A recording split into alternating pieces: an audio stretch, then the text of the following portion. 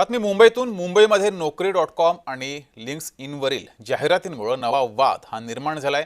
मुंबईमध्ये नोकरीसाठी फक्त गुजराती आणि मारवाडी उमेदवारांनाच प्राधान्य दिले जात आहे. मराठी उमेदवारांना मुद्दाम डावलल्याचा आरोप केला गेलाय आणि यामुळे हा मोठा वाद निर्माण झालाय.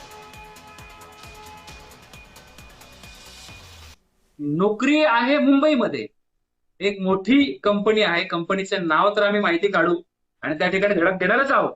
परंतु हा प्रकार सर्रास सुरू आहे. ही जी खाली जाहिरात तुम्हाला आता दिसते, या जाहिरातीमध्ये बघा काय जाहिरात आहे. ही नोकरी मुंबईमध्ये आहे आणि वेतन बघा तुम्ही, 20 ते 25 लाख वेतन आहे. म्हणजे हे मराठी माणसाला नाही द्यायचं यांना. काय लिहिलंय? Only for Gujarati Marwadi. मराठी माणसाने कुठे जायचं?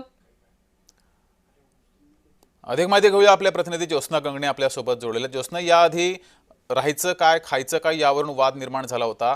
आता नोकऱ्यांवरून सुद्धा वाद निर्माण झालेला आहे. काय नेमके अपडेट्स आहेत? मनसे शिवसेना यावर आक्रमक होण्याची शक्यता आहे. जगदीश, अगदी बरोबर आहे. अगदी चीड आणणारी जाहिरात जी आहे ती लिंक्डइन आणि Naukri.com या दोन कंपनीने दिलेली आहे. याच्यामध्ये सरळ स्पष्ट या जाहिरातीमध्ये म्हटलेलं आहे की गुजराती मारवाडी यांना प्राधान्य दिलं जाईल. याचाच अर्थ असा होतो की कुठेतरी भाषिक वादविवाद जो आहे तो निर्माण केला जातोय, भाषिक भेदभाव जो आहे तो केला जातोय. आणि विशेष म्हणजे ही नोकरी कुठे मिळणार आहे, नोकरीची रिक्रुटमेंट कुठे असणार आहे, नोकरी करणारा व्यक्ती कुठे नोकरी करणार आहे, तर महाराष्ट्रात मुंबईमध्ये नोकरी करणार आहे. असं असताना सुद्धा ज्यांना गुजराती आणि मारवाडी या लोकांना प्राधान्य दिलं जाईल, याच्यामुळे खरोखरच एक प्रश्न उपस्थित होतोय की EGM आणि अकाउंटंट फायनान्स अशी मोठे जे आहेत त्या प्रोफाईलसाठी या नोकरी असणार आहेत. 20 ते 25 लाखाचं पॅकेज असणार आहे आणि याच्यामध्ये भाषिक अट घालण्यात आलेली आहे, जिथे जग जे आहे ते इंग्रजी भाषेकडे वळलेले आहे. आपण म्हणतोय की सर्वांनी आपली मातृभाषा शिकली पाहिजे, जो आपली मातृभाषेचा आदर राखला पाहिजे, असं म्हणून आजपासूनच जे आहेत ते राज्य सरकारने मराठी प्रशिक्षणाचे धडे जे आहेत ते रिक्षा चालकांना सुरू केलेले आहेत.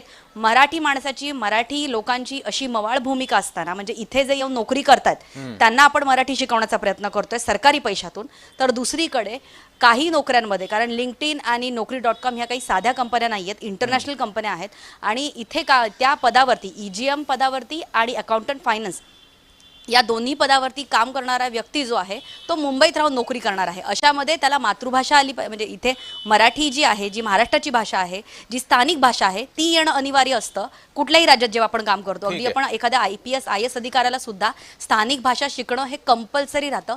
असं असताना सुद्धा नोकरी काढायची मुंबईमध्ये, नोकरीची रिक्रुटमेंट मुंबईमध्ये असणार, मात्र भाषेची अट कुठली असणार, तर जे गुजराती आणि मारवाडी यांना जी भाषा बोलता येते, यांना हे जे असतील त्यांना या नोकरीमध्ये प्राधान्य दिलं जाईल. त्याच्यामुळे असा सवाल उपस्थित होतोय की अशा प्रकारची जाहिरात ही नेमकी नोकरी देण्यासाठी केली जाते की वाद निर्माण करण्यासाठी केली जाते. कारण हे पॅकेज जर बघितलं, त्यामुळे मोठ्या प्रमाणात संतापही व्यक्त केला जातोय आणि आणखीनही संताप यावर व्यक्त केला जाऊ शकतो. ज्योत्स्ना, तुम्ही अशाच जोडलेले राहा.